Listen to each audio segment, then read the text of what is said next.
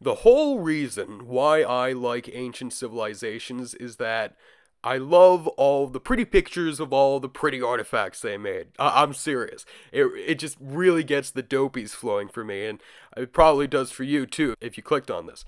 So today, my friends, we're going to be taking a quick look into 5 really obscure ancient civilizations that you probably haven't heard of, despite the fact that they created really wonderful and strange things. We're going to go all around the world, from Mexico in the west to Japan in the east. But before I start the video, I just have to say that I've just created a Redbubble shop, where I've actually uploaded some of the artifacts produced by the civilizations I cover in this video as merch you can actually wear as t-shirts or have as stickers. So I hope you guys check it out. The link is just below in the description. So without further ado, let's start. So our first ancient civilization is limited to a single site in northern Mexico, but it's unique enough that I'm just going to call it its own thing. It's mainly known as Casas Grandes, and it's also known as Paquime. It's the most complex and the largest prehistoric site in and around the American Southwest. Also known as Oasis America, as opposed to Mesoamerica in the South. The site is positioned within a fertile valley near the headstream of the Casas Grandes River, which is also known as the Rio San Miguel. And it's also close to a bunch of other rivers, so they had a lot of natural resources at their disposal. Only 20% of the site has been excavated yet, since it covers 185 acres. It's thought to be comprised of 2,000 rooms in various residential, workshop, and commercial clusters, which are also known as room blocks, the walls of which still rise up to 12 meters or 39 feet high, meaning some of them were multiple stories tall. The city includes vast public plazas where merchants sold their wares, ceremonial mounds, one of which is shaped like a feathered serpent, like the Mesoamerican god Quetzalcoatl. There's even a sweat bath. At its peak, it had a population of several thousand. And you know what? It even had running water, with a water system in the form of reservoirs connected by various channels to the various room blocks. There were also other canals used to get rid of waste, so they basically had plumbing. I mean, doesn't that just blow your mind? Interestingly enough, they also kept macaws and turkeys in pens. Some were ritually sacrificed and some were used for their colorful feathers, the macaws having come all the way from Mesoamerica. Another thing that came from Mesoamerica were their eye-shaped ball courts. In addition, I gotta mention they had these huge pit ovens for roasting desert plants like agave. I mean, just look at how small that guy looks in comparison to it. And they also had these weird T-shaped door things, some of which are just too small to be used by anyone. And some were found in ceremonial areas, suggesting that they had some sort of ritual significance to the people of Casas Grandes. I don't know what, but I mean, this is great bait for the ancient aliens, guys. So who built Casas Grandes? Well, it was running from 1150 or 1200 to 1450, so in Western standards, it wouldn't be ancient, but there was no Roman Empire in Mesoamerica, unfortunately, so I'm just calling it ancient, alright? It's 800 years old, that's ancient enough. Casas Grandes' culture is similar to the wider Mogollon culture, but its exact origins are still unknown, although it is thought to have been built over a Mogollon settlement. It emerged when nearby cultures like the Anasazi, the Hohokam, and the Mogollon were going into decline, and they migrated all over the place, which might be why Casas Grandes exists. Maybe it's a result of that. And, I mean, they certainly took motifs from them. And while these other cultures were suffering drought and famine, though, the Casas Grandes guys were doing just fine because, as I said before, they had their nice little river valley. And let's not forget that Casas Grandes was more linked to Mesoamerica than any other nearby culture. And it also sort of functioned as an intermediary between Mesoamerica and Oasis America. So, of course, it was a large trade center, but ironically enough, its political influence was only limited to 19 miles from the city center. But because it was still a major trade center, the fine pottery its people created have been found throughout northern Mexico and the southwest US. It was ruled by a priestly elite who likely worshipped Mesoamerican deities. That's why, that one mound was shaped like a feathered serpent. That's reminiscent of the Aztec god Quetzalcoatl. But of course, every good thing has to come to an end. It was burnt and rebuilt circa 1340, and afterwards it went into a pretty major slump, and with dead people being buried in the canals and public spaces converted into residences. The discovery of hundreds of skeletons around the city, besides just in the canals, and burnt plaster along its walls suggest it was finally destroyed around 1450. And also, those macaws and turkeys, well, they were found starved in their pens. So yeah, Casas Grandes did not meet a very good end. The first Spaniard to see Casas Grandes after its destruction was a guy called Baltazar Obregon, and the new locals there claimed that the old inhabitants had migrated a bit north after some terrible war. So, their descendants are probably still in the area today. Okay, now we've arrived at our second civilization, the Huastecs. They existed on the Gulf Coast of Mexico and encompassed northern Veracruz, areas of Hidalgo, San Luis Potosi, and Puebla, and this whole region is known as the Huasteca after them. They were an early offshoot of the Maya, but no one is really sure when they split ways, but the Huastecs really came into their own in the Postclassic, from 900 to 1521 AD. But it's very understudied, unfortunately, even though they left behind several large and imposing archaeological sites, including a well-preserved late post-classic pyramid temple called Castillo de Teallo. Sorry, I can't pronounce Spanish. And they also left behind a large quantity of very interesting stone sculptures. Some other significant sites of theirs include Vista Hermosa, containing 120 different platform mounds, impressive El Sabanito, and the large site known as Tamtoc. Tamtoc in San Luis Potosi was one of their main ceremonial centers, where both statues and stelae from as early as the early Classic period have been discovered.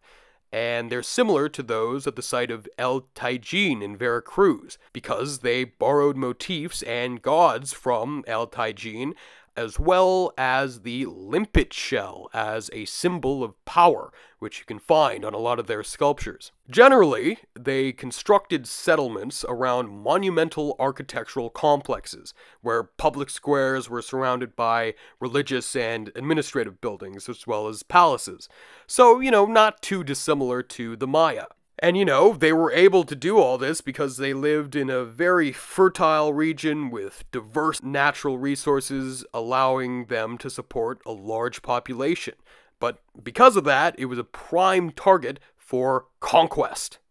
And that's exactly what the Aztecs did when they conquered a substantial portion of the Huasteca around 1400. Because of this, the Huastecs had to start paying tribute to the Aztecs, and they likely paid it in cotton, cacao, textiles, quetzal feathers, and turquoise. And, they could do this because they were also strategically located along major trade routes. So, they didn't have it that bad. But the Aztecs, of course, still regarded them as barbarians and drunkards, funnily enough.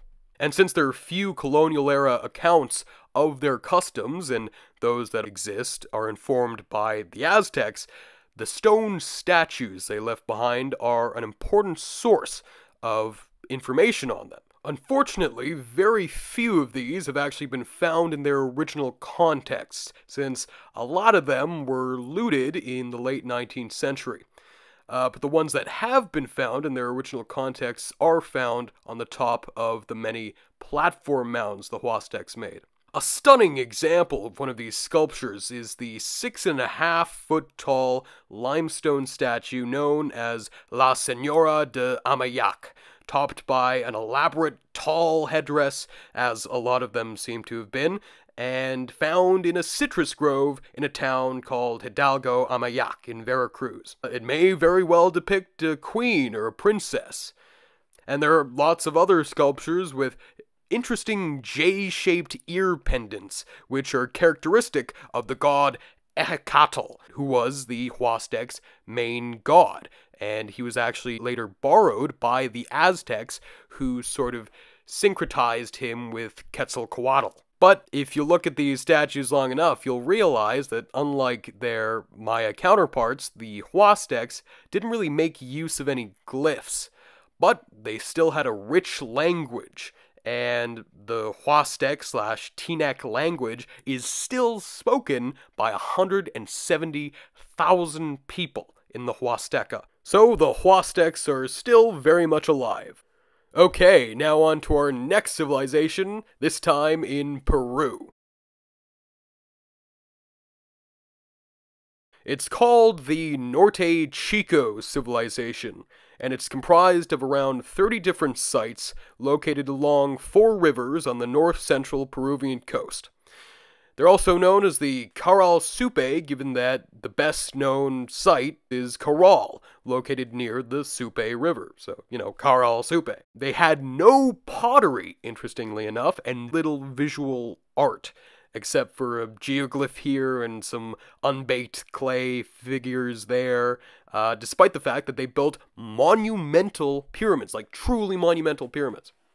They also had platform mounds, sunken circular plazas, large stone warehouses, and huge step pyramids. They were built using quarried stone and pebbles transported to the various construction sites in reed baskets, some of which were left in situ and survive to this day, and they've been dubbed shikras.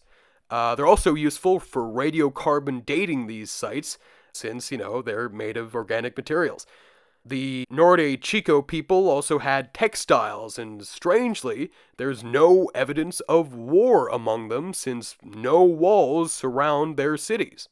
But they did possibly practice human sacrifice, so one caveat there. It's possible that they may have had a form of written language, in that a single quipu, a form of recording information with strings known from Inca times, has been found at Caral. And they possibly created the first image of a god that would permeate throughout later Andean civilizations, the staff god, although this is seriously under question.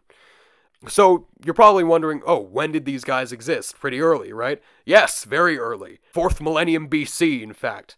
Their oldest city is Huariquenga, and it was established as early as 3500 BC. In fact, the Norte Chico people created the first urban centers in all the Americas, and are essentially one of the independent birthplaces of civilization. The communal constructions and large-scale settlements characteristic of the Norte Chico are apparent from 3100 BC onwards, and as a result, the Norte Chico area was once one of the most densely populated places on the planet. The Norte Chico people's origins are very debated. One theory holds that they started off near the coast, thriving off of marine resources, and then spread inland later, and there's one theory holding that they started off inland, because the Norte Chico sites inland are much grander and much more numerous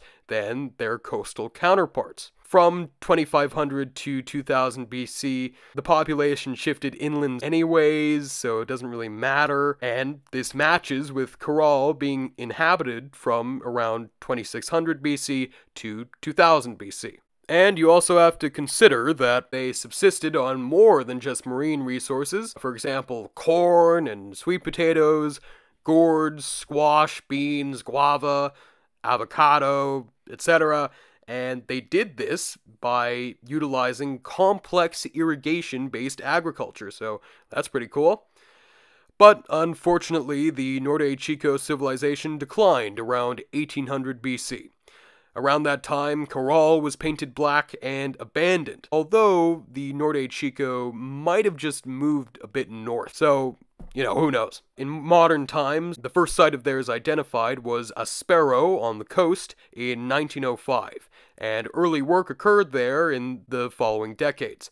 But it was only until the late 1990s that Peruvian archaeologist Ruth Shady's excavations of Corral really made everyone realize how big a deal these guys were. So, now let's move on to Europe. I'm referring to the Mycop culture, a Bronze Age culture located in the Western Caucasus. It was active from 3700 to 2900 BC, and was contemporary with Uruk period Sumer to the south and the Naqada cultures in Egypt. Oh, and of course, the Norte Chico. They probably derived from Chalcolithic farming cultures who migrated a bit north from the southern Caucasus. Now, the reason they're called the Mycop culture is that they're known for one thing, one spectacular discovery on the level of King Tut. That's because they're named after an enormous kurgan/burial mound found near the city of Mycop in southern Russia, which was filled with lavish grave goods, and it really was enormous. It was 200 meters in circumference and 100 meters in diameter. It contained the skeleton of a supposed priest king buried with 2 women.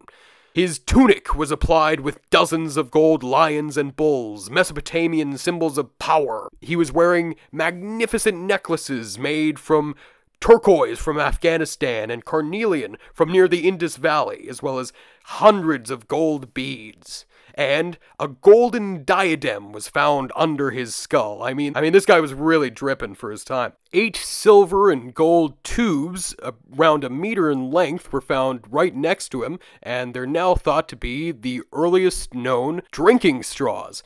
They were probably used to drink beer out of communal vessels, in keeping with Sumerian tradition.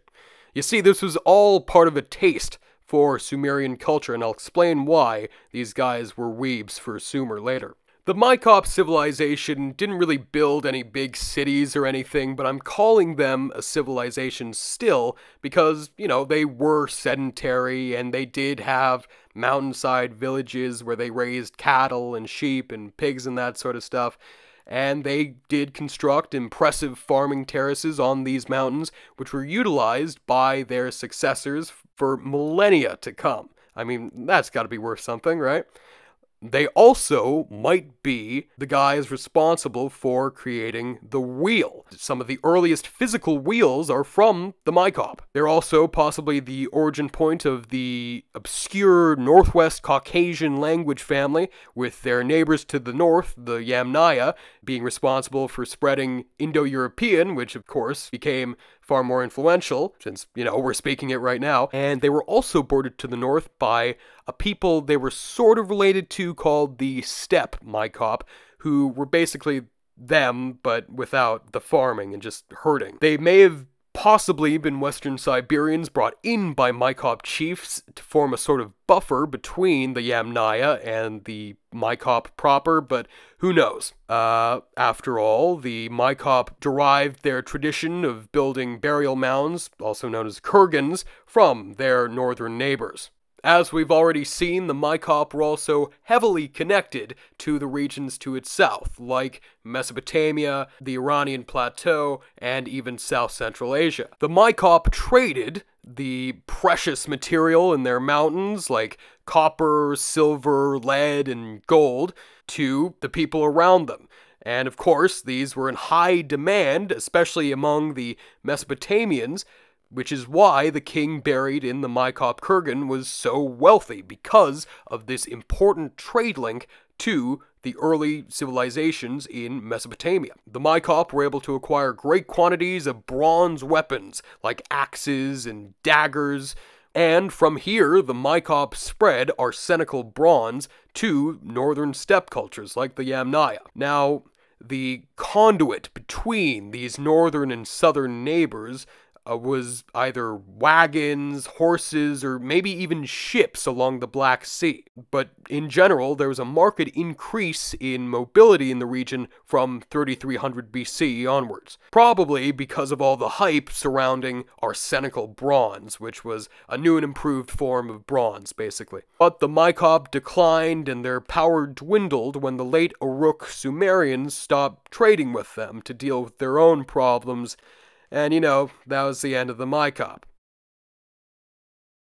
Our final civilization for today is the Jomon culture, which inhabited Japan from 14,000 BC to 300 BC. I mean, that is just hard to swallow, isn't it? They initially crossed into Japan via a now non-existent land bridge, and in the early phase of their culture, they had to face literal Ice Age conditions.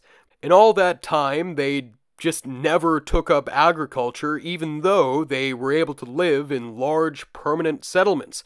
One even had 700 different buildings in it, and roads. It's called Sanai Maruyama, and it's in Aomori Prefecture. But despite that, they independently invented pottery and the bow. The late Jomon used bows a meter long, but because the arrows were still small, they may have dipped their arrows in poison from the root of the wolfsbane. The Jomon lived in pits covered with thatched roofs, with fireplaces added to keep themselves warm. There was very little warfare and violence among them, but of course their lifespans were pretty short. And in fact, the earliest known shark attack victim was a Jomon guy. Their staple food was nuts, since they hunted and gathered, and they stored them in huge pits for use in winter. They also created large-scale earthworks and stone circles used for rituals and burials. The Jomon have the distinction of creating the earliest village communities from anywhere in the world. I mean, isn't that crazy? These guys really impress me. The word Jomon means rope patterned in Japanese because the Jomon pressed rope into the surfaces of their pots before they were fired in order to create neat little designs, which became more elaborate as time went on. Eventually, this culminated in the creation of astounding flame-style pots known as kaindoki 5,000 years ago. They're topped with elaborate swirls evoking fire. In fact, the oldest pottery in Japan is some of the oldest pottery in the world, period, being up to 15,000 years old. And recently, hundreds of samples of food from these potsherds have been isolated and successfully analyzed, showing that even over thousands of years and despite a very varied diet, their pots were always just used to cook fish, specifically salmon, probably to render greasy fish oil soups to store for winter, even though they weren't primarily reliant on fish, oddly enough. Children were also sometimes buried in these pottery vessels. Now, the Jomon also created another very characteristic type of object. These very unique and sort of strange-looking small pottery figures now called dogu. Some even look like they're wearing goggles, which the ancient alien guys, of course, interpret as meaning they're aliens, right? The oldest known example is 13,000 years old, and at least 15,000 of these guys have been found all across Japan, but mainly in eastern Japan. Most depict females with large eyes, small waists, and wide hips. So we know where these come from. Many are pregnant. They're possibly goddesses or mother goddesses associated with fertility. They're also adorned with marks that sort of look like tattoos.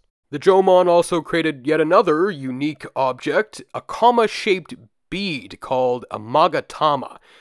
They were created by the Jomon from around 1000 BC onwards and endured in Japan until way after the Jomon to the end of the Kofun period in the 6th century. The Jomon mostly made them out of clay and stone, but also sometimes jade. They possibly arose from the use of pierced animal teeth for jewelry, but who knows. Now, the Jomon left a pretty deep legacy in Japan. The modern Japanese are under 20% descended from the Jomon, as well as another group known as the Yayoi. They came into Japan around 300 BC and intermixed with the Jomon. They also introduced ironworking and farming. The Ainu, Japan's aboriginals, are also descended from the Jomon, a bit more so than other Japanese people. So that's the end of the video. Thank you so much for watching, and I hope you stay tuned for more content. I know I was a bit absent for a while, and I will sort of continue to be a bit more inactive than previously because I'm starting my own walking tour business, but I don't want to dox myself, so I'm not going to tell you exactly where it's going to be. But yeah, goodbye.